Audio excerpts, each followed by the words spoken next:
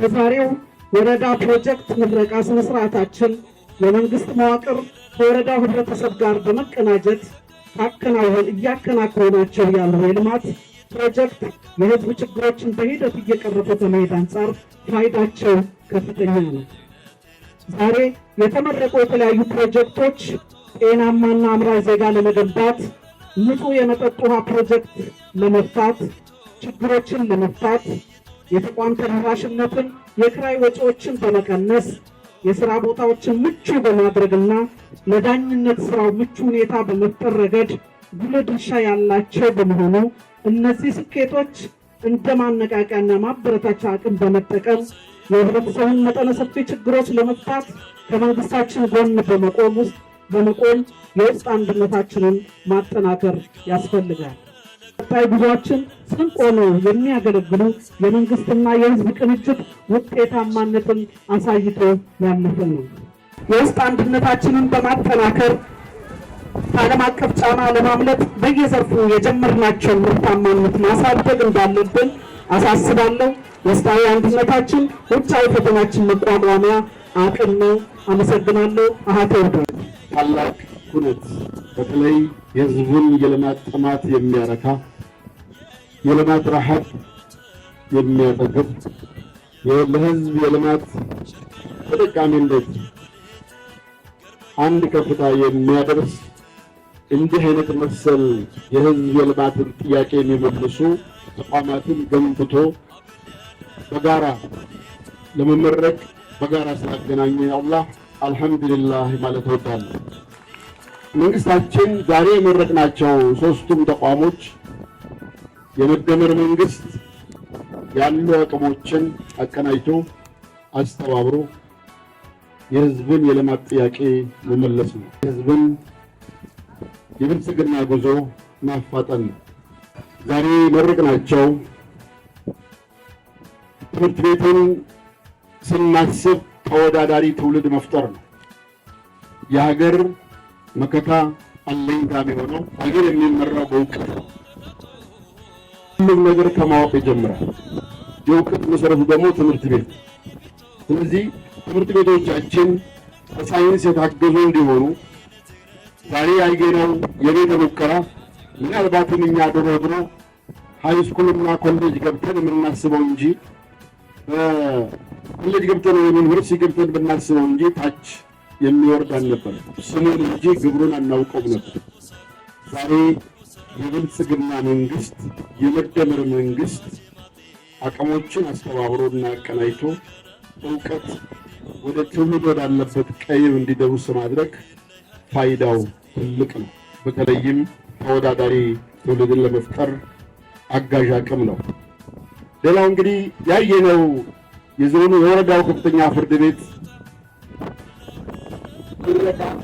ምናልባት ህንፃ ግንባታ ብቻ ሊመስለን ይችላል። የህንፃው ግንባታ ከህንፃ ያለፈ ነው።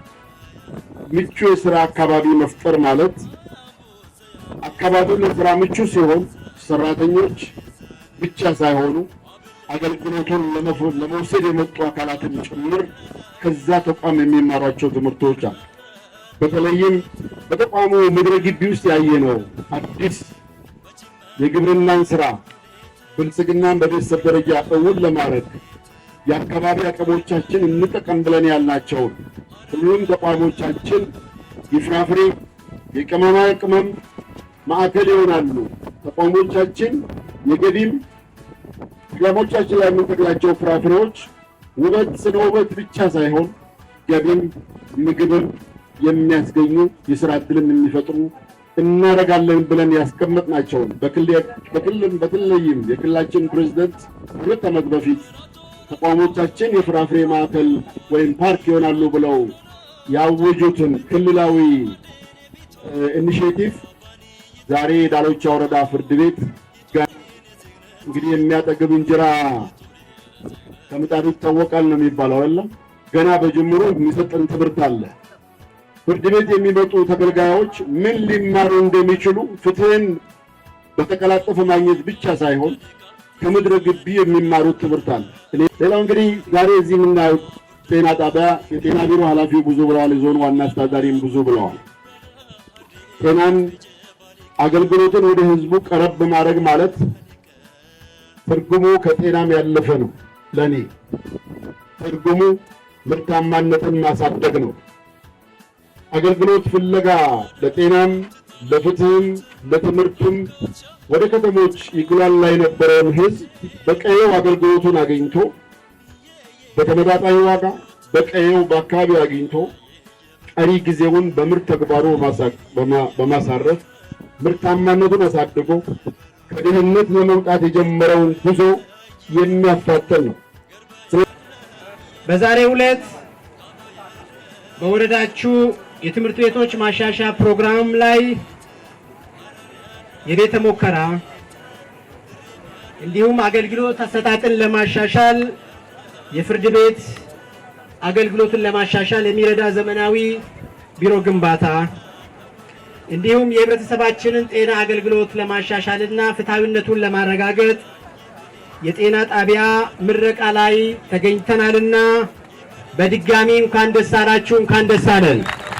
ዞን ስናስብ በጤና ልማቱ ላይ በሁሉ ልማት ዘርፍ ላይ በልማት ስኬታማ በሆነ መልክ የሚሰራ ነውና አመራሩ ከህዝቡ፣ ህዝቡ አመራሩን፣ አመራሩ ከሽማግሌው እዚህ ብቻ ሳይሆን ከፌዴራል እስከ ቀበሌ ድረስ በጋራ በተቀናጀ መልክ የሚሰሩ ነውና እነዚህ አመራሮች እናንተም ስላበቃችኋቸው እነሱም ከእናንተ ስለወጡ እኔ በክልሉ ጤና ቢሮ ስም ስራዎቻችን ብዙን ጊዜ የምናሳካበት ነውና ሁሉንም አንድ ብታመሰግኑልኝ እና መሰረታዊ የሚባለው በመጀመሪያ የጤና ሀድ ላይ የህዝብ ግንዛቤ በጤና ላይ ያለው አጠቃላይ ስለ ጤና ስራ ላይ ምን ማድረግ አለበት የሚልና ከህዝብ የሚጠበቀውን ስራ በመከላከሉ ዘርፍ ላይ እንዲሰራ መስራት ነው።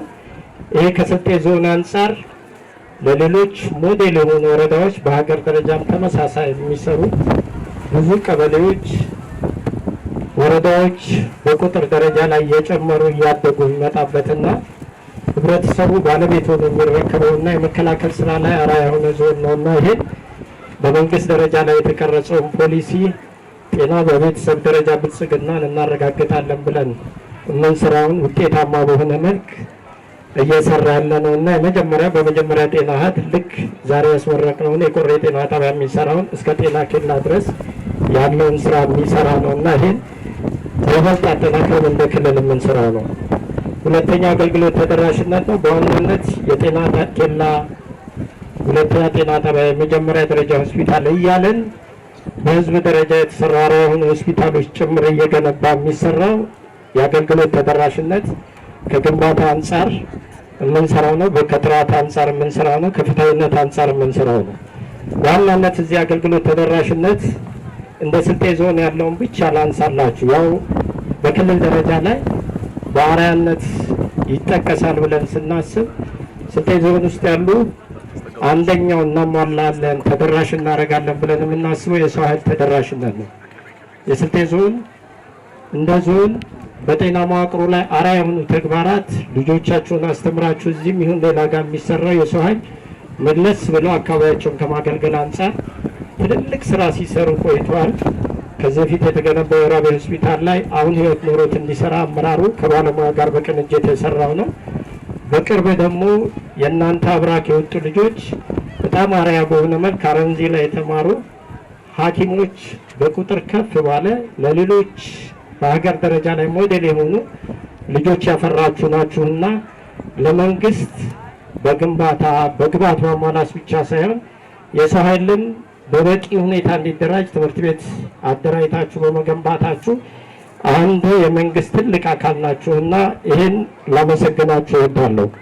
የለውጥ አመታት የህዝብን የልማትና የመልካም አስተዳደር ጥያቄዎችን በተለይ በመፍታት ረገድ ጠጋ ብሎ አፍልጦ ያሉ ጉዳዮችን በተለይ የተለያዩ ምርትና ምርታማነትን አጠቃላይ ኢኮኖሚና ሁለንተናዊ ብልጽግናን ሊያረጋግጡ የሚችሉ ኢኒሼቲቮችን በመቅረጽ እንዲሁም ያሉ የልማትና የመልካም አስተዳደር ችግሮችን ለመፍታት የተለያዩ ፕሮጀክቶችን በመቅረጽ ከሜዳ እስከ ደረጃ ያሉ ፕሮጀክቶች እነዚህም በየደረጃ ልዩ ትኩረት ስትራቴጂክ አመራር እንዲሰጥባቸው ነው። በማድረግ የህብረተሰብን ተጠቃሚነት ለማረጋገጥ ብልጽግና ፓርቲ ሰፊ ስራ ሰርቷል። ለዚህም እንደ ወረዳ በጣም ብዙ በየደረጃ ያሉት እንዳለ ሆኖ እንደ ወረዳ እንኳን ብንሄድ በጣም ብዙ መዘርዘር ይቻላል።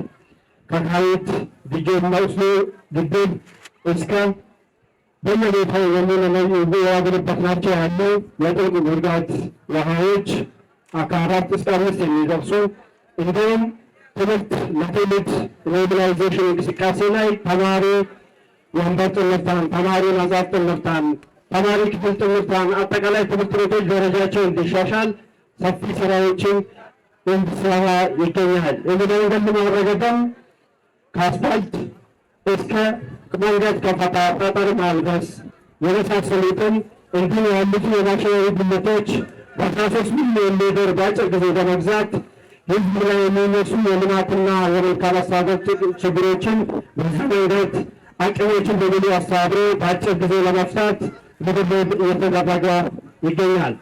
የዛሬው ኩነት አካል የሆኑትም 3 ፕሮጀክቶች ማለትም አንደኛው የወረዳ ፍርድ ቤት ግንባታ በጣም በነበረበትን ውስብስብ ችግር በአጭር ጊዜ እንዲፈታ በማድረግ አሁን በዛሬ ባየነው መንገድ 20 ሚሊዮን የመንግስት በጀት በመመደብ ለአገልግሎት እንዲበቃ ማድረግ የተቻለበትና አጠቃላይ የፍትህ ስርዓትና አገልግሎት ስርዓቱን በማዘመን የተገልጋይ እርካታን ለመፍጠር ትልቅ ፋይዳ ያለው ነው።